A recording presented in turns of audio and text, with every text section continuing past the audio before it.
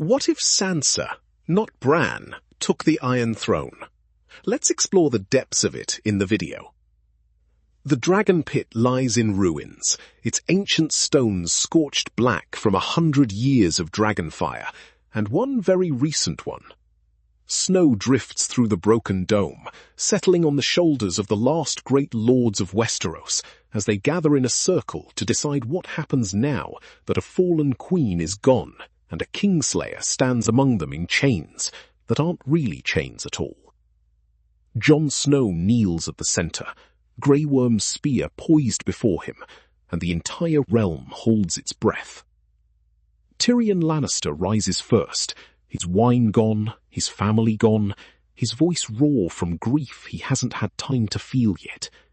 He speaks about stories, about how they're the thing that binds people together, more than armies or gold. He turns toward Bran Stark, sitting silent in his chair at the edge of the ruin, and calls him the best story of them all. Who better to lead us into the future than a man who has no desire to rule, and every memory of what came before? The Lords murmur. It's a strange nomination, mystical and bloodless, and for a moment it looks as though grief and exhaustion will simply let it happen, because no one has the strength left to argue. Then Bran speaks, quiet, distant, the way he always speaks now. I cannot be king. The Dragon Pit goes still. Why not, boy? Young Royce grumbles. Because a king should want to protect his people. I don't want anything anymore. I remember everything, but I feel very little of it. That isn't a king. That's a raven with a crown. Tyrion's face falls. He hadn't expected this. Then who? Bran's eyes drift, slow and unreadable, across the ruined circle of lords, until they land on the one Stark still standing at the edge of the gathering, arms crossed, jaw set, having said nothing this entire time. There is only one of us who never stopped fighting for the people who depended on her, who survived King's Landing, survived Ramsay Bolton, survived a war against the dead and a war against a dragon queen, and never once asked to be saved. Every eye in the Dragon Pit turns to Sansa Stark. For a moment, she says nothing. She has spent years being looked at, judged, married off, paraded. And this is different. This silence is not the silence of a hostage. It's the silence of a room waiting for her to decide the fate of a continent. I never wanted this, she says quietly. None of us wanted any of this, Tyrion answers. That's rather the point. Davos Seaworth steps forward, blunt as ever. She kept the North fed through winter. She kept Winterfell standing when Ramsay Bolton had half the North convinced it was already lost. If that's not a queen, I don't know what is.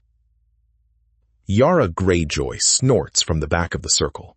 She's also a Stark, and the last time I checked, half this circle is here because the last people who sat that throne tried to destroy us all to keep it. That's precisely why it should be her, Samwell Tarly says, surprising even himself with how loud his voice comes out. She doesn't want dragons. She doesn't want fire. She wants people fed and roofs that don't leak. The lords begin to argue, old rivalries and fresh grief tangling together, until Sansa raises one hand, and oddly, they listen. If I do this, the North remains independent. That was promised to us, and I will not break that promise for a crown I never asked for. A ripple of unease moves through the circle. Edmure Tully, restored to his seat at Riverrun, opens his mouth to object, but it's Tyrion who answers first. Then rule the rest of us from King's Landing, and let the North answer to Winterfell. It isn't the first time this realm has bent its shape to fit the person holding it together. Sansa looks at Jon, still kneeling, still waiting to learn whether he will be spared.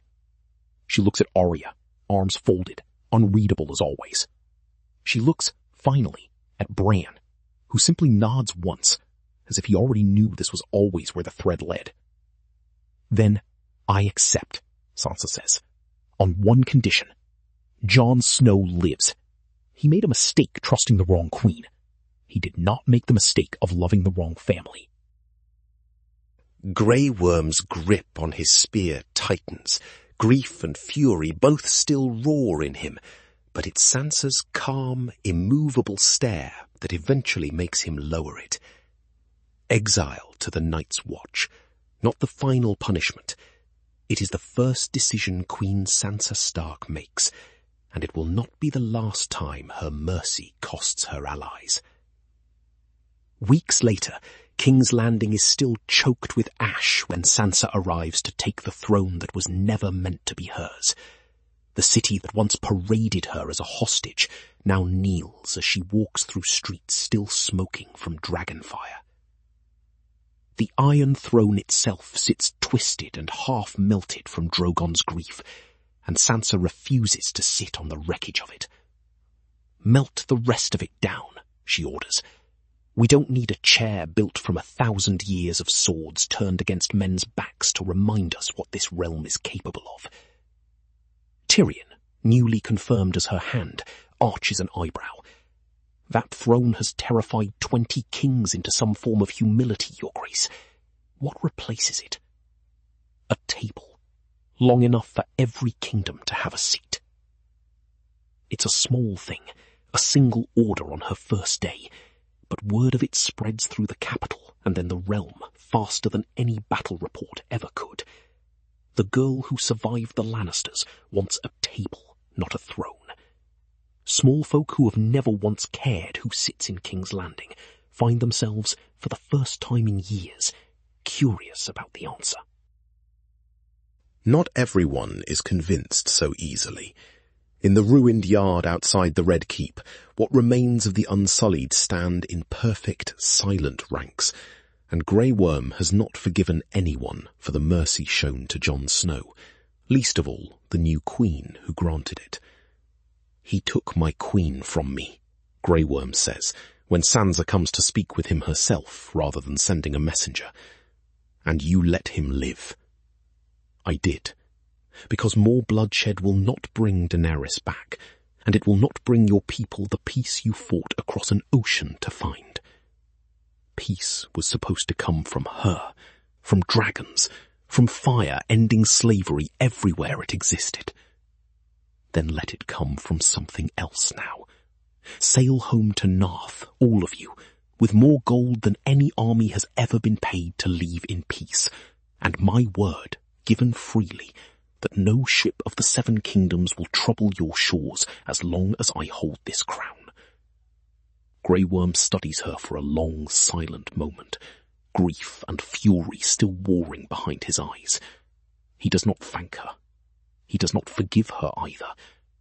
But 3 days later, the Unsullied board Yara Greyjoy's ships without a single sword drawn, and Sansa understands that this too is a kind of victory, the quiet kind nobody writes songs about. But curiosity from the small folk and grudging peace with the Unsullied is not the same as loyalty from the lords who still remember every reason a woman was never meant to rule alone, and Sansa learns that lesson before her first moon as queen is finished.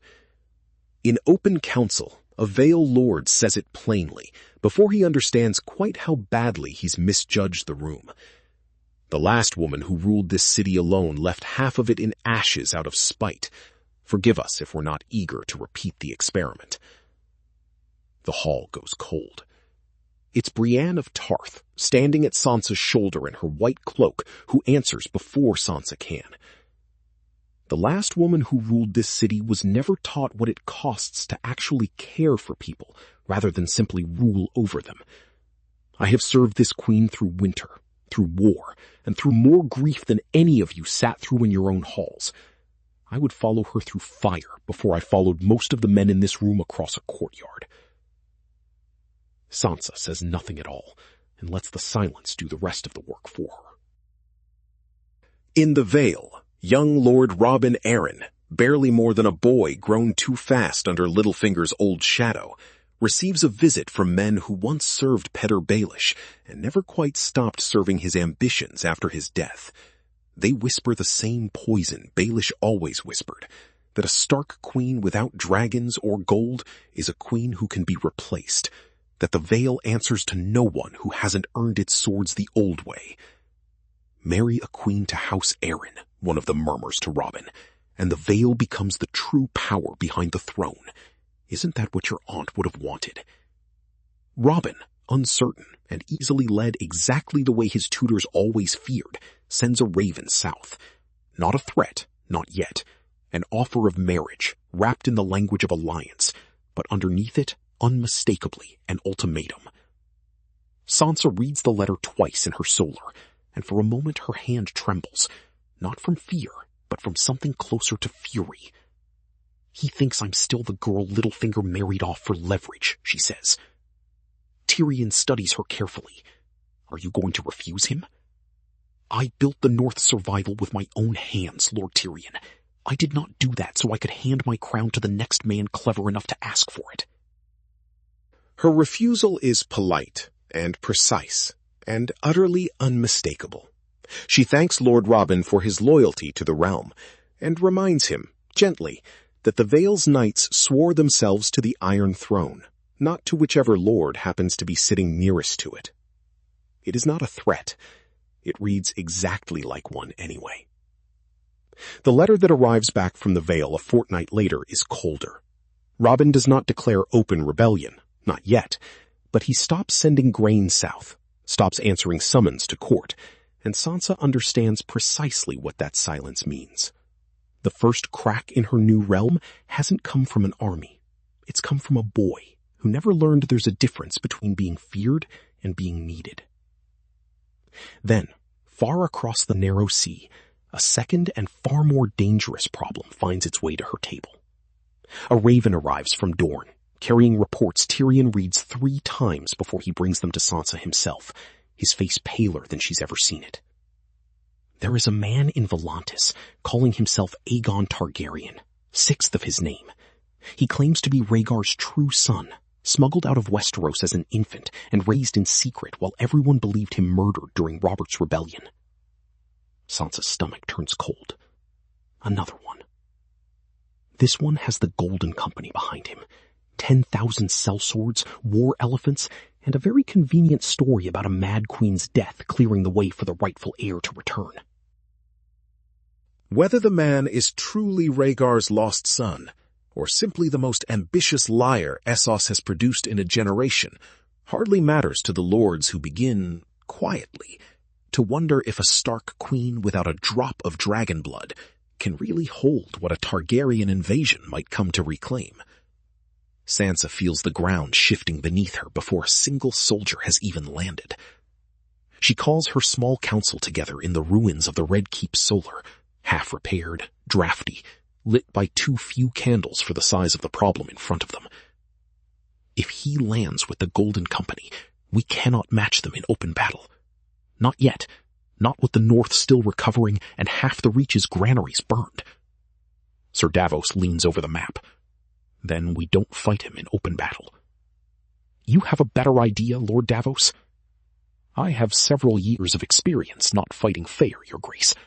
It's usually served me better than fighting fair does. Arya, who has said almost nothing since the coronation, finally speaks from the shadows near the door, where she's taken to standing rather than sitting, as if she still hasn't decided whether she belongs in rooms like this. I'll go to Volantis.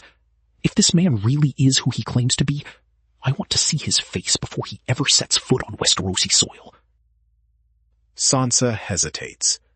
Losing Arya again, so soon after finally having her sisters and brother in the same city, feels like losing a limb. But she's learned, slowly and at great cost, that keeping the people she loves close is not always the same as keeping them safe. Come back to me. I always do, Arya says, and disappears before anyone can argue further. While Arya sails east, Sansa turns her attention to a problem closer to home, and far less dramatic, but no less dangerous in its own quiet way. The Vale's silence has become an open secret, whispered about in every hall from Highgarden to White Harbor, and Yara Greyjoy, never one to let an opportunity for leverage pass her by, arrives at court uninvited and entirely too pleased with herself. I hear the Vale doesn't answer your ravens anymore. The Vale is considering its position. Yara laughs, sharp and unkind. The Vale is testing whether a queen without an army of her own can afford to lose the Vale's knights. I'd wager it's testing correctly. And what does the Iron Islands intend to do about it, Lady Greyjoy? Test the same thing? For a moment, the two women simply stare at each other across the solar. Two rulers who fought hard for crowns nobody expected them to hold, each wondering if the other is friend, rival, or simply the next problem waiting to happen. Then Yara smiles, genuinely this time. No, I happen to like watching a Stark make southern lords sweat. It's better entertainment than anything the Iron Islands has produced in years. The Iron Fleet is yours if you need it, Your Grace. Free of charge. This once. It is Sansa's first real ally outside the North, and it comes not from flattery or marriage or old debts, but from simple, mutual respect between two women the realm underestimated for entirely different reasons. Sansa takes it, and for the first time since the Dragonpit, allows herself something close to hope. That hope lasts exactly as long as it takes for the next raven to arrive. The Golden Company has landed at Griffin's Roost near the Stormlands, and the self-proclaimed Aegon Targaryen has already begun issuing proclamations declaring Sansa Stark a usurper, sitting a throne built for dragons, not wolves. Worse, 3 minor Stormlander houses have already bent the knee to him, their memories of Robert's rebellion apparently shorter than their appetite for backing whichever claimant seems likely to win. Sansa stands at the war table in King's Landing, looking down at markers representing an army she does not yet have the numbers to match, and for the first time since accepting the crown, she allows herself one private, unguarded moment of doubt. Bran said I was the only one who never stopped fighting for people who depended on me.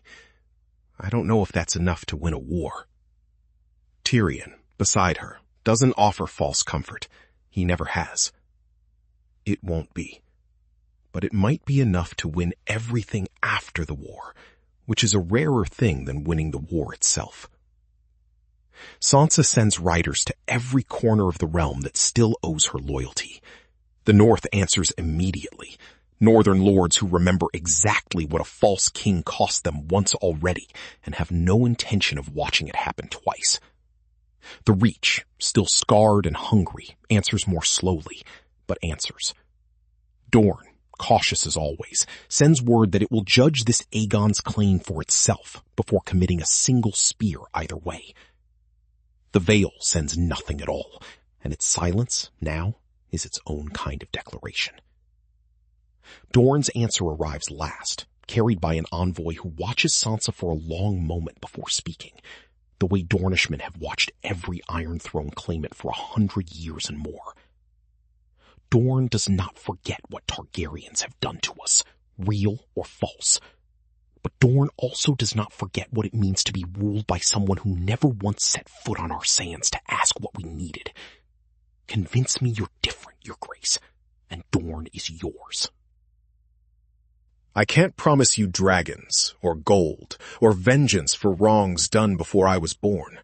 I can promise you a seat at the table I'm building, and a queen who answers her letters herself. The envoy studies her a moment longer, then inclines his head. Not quite a bow, but close enough. Sunspear will consider that a fair trade. For now. It isn't devotion. It isn't even trust. Not yet. But in a realm this fractured, Sansa is learning that a fair trade, honestly offered, travels further than any grand promise ever could. Word reaches Sansa that Robin Arryn has begun quietly meeting with the Pretender's envoys, weighing whether backing a Targaryen restoration might finally give the Vale the leverage over the realm his mother always dreamed of. It is, Sansa realizes, with a bitterness she doesn't bother hiding from Tyrion. Exactly the kind of scheme Peter Baelish would have been proud of, playing out through a boy who never learned to see past the men whispering in his ear. Then we remind Lord Rawdon what happens to men who forget which family actually protected the Vale when it mattered. She does not send an army. She sends Brienne of Tarth, alone, riding beneath the Stark banner and nothing else, carrying a single letter and a single memory Robin Arryn has apparently allowed himself to forget, that it was Sansa's testimony and Sansa's mercy that spared his own mother's memory from the full weight of the North's judgment after Lysa Arryn's death at the Eyrie. Brienne delivers the letter in the Vale's Great Hall, in front of every lord still undecided about which claimant to back, and reads it aloud herself when Robin hesitates to open it. I was a hostage in 3 different courts before I was old enough to understand what that word meant, my lord. I know exactly what it looks like when a boy is being used by men older and cleverer than he is. I am not here to threaten the Vale. I am here to remind you that you already know what kind of ruler I am, because I have already shown you mercy once when I had far less reason to. The hall goes silent. Robin, red-faced, dismisses the Pretender's envoys that same evening, and though the Vale's knights do not march south immediately, they do not march north for the Golden Company either. It is not victory, but in a war that hasn't started yet, it is very nearly as good as one. Arya returns from Volantis 3 days before the Golden Company begins its march toward King's Landing, and what she brings back changes everything. He isn't Rhaegar's son, she tells Sansa privately, in the same quiet, flat voice she's used since coming home from years of becoming someone else entirely. I found the man who actually raised him. He was a Volantine orphan, trained since childhood by a disgraced maester with a grudge against House Lannister and a very good memory for what a Targaryen prince is supposed to look like. Can you prove it? I brought the maester back with me, bound, mostly cooperative. For the first time since the Dragon Pit, Sansa allows herself something dangerously close to a real, unguarded smile. The proof arrives in King's Landing the same week the Golden Company crosses into the Stormlands, and Sansa does something no Targaryen or Baratheon or Lannister before her ever thought to try. She doesn't hide the truth to use as a surprise weapon on some future battlefield. She sends it directly to the lords who have already bent the knee to the Pretender, along with an offer. Renounce him now and be forgiven. Fight for a lie and be remembered as traitors to the realm long after the lie is exposed to everyone else anyway. 2 of the 3 Stormlander houses abandon the Pretender within a week. The Golden Company, denied the easy Westerosi welcome it was promised, finds itself stranded in hostile country with a leader whose claim is unraveling faster than his soldiers can be paid. It is Yara Greyjoy's Iron Fleet that finally corners what's left of the invasion against the coast near Tarth, longships closing around the Golden Company's transports like a fist, cutting off any hope of retreat back across the narrow sea. On land, the Stormlander houses that abandoned the Pretender turn against the men they were marching beside only days before, and what should have been a siege becomes a rout within hours. The war elephants, so feared in Essos, flounder in the marshland outside Tarth's walls, and northern spearmen who marched south under Sansa's banner break the enemy line faster than the beasts can turn. Fire arrows streak across the harbor as Yara's ships close the last gap in the Pretender's escape, and by the time the sun sets, the Golden Company that once terrified half of Essos into paying it not to fight has nowhere left to run. The battle that follows is short, decisive, and almost entirely one-sided once the sellswords realize the crown they were promised was built on a lie. A Volantine orphan didn't even choose for himself. The false Aegon is captured alive, brought before Sansa in chains, in the same throne room where a real Targaryen once left an entire city in ash. Condemn me and become the tyrant they always said Starks secretly were, he spits at her, still defiant even in defeat. Or spare me and prove you're too weak to hold what you've taken. I've been called weak by men who mistook my mercy for surrender my entire life. It has never once made them right. She spares him, not out of forgiveness, but out of something colder and more deliberate. She sends him to the wall instead, to serve beside Jon Snow, two men undone by different lies about who they were always meant to be, both alive only because a Stark queen understood something Cersei Lannister and Daenerys Targaryen never did, that a crown built entirely on fear eventually terrifies its way into rebellion, while a crown built on mercy occasionally, quietly, earns something sturdier. In the months that follow, Sansa calls the first great council the Seven Kingdoms has seen in living memory, not to name her successor, since she has no intention of dying anytime soon, but to formally establish what Bran first suggested in the ruins of the Dragonpit, that the crown will never again pass by blood alone, but by the agreement of the lords who actually have to live with the consequences of who sits the throne. The lords who gather for it are not the same lords who doubted her a year before. Dorne sends a permanent envoy to King's Landing for the first time in living memory. The Reach, rebuilding its granaries with northern grain sent south through a winter that no longer feels like a death sentence, sends thanks instead of grievances. Even the Vale Lord who once compared her to Cersei in open court stands to speak, this time only to admit, stiffly, that he'd misjudged her. Tyrion remains her hand, sharper and quieter than he was in Daenerys' court, as if he's finally serving a ruler he doesn't have to argue into doing the right thing. Yara's fleet becomes the closest thing the realm has had to a standing navy loyal to the crown, rather than to any single house's ambition. The Vale, chastened, sends its overdue grain south, and Robin Arryn, humbled, grows up slightly faster than he otherwise might have.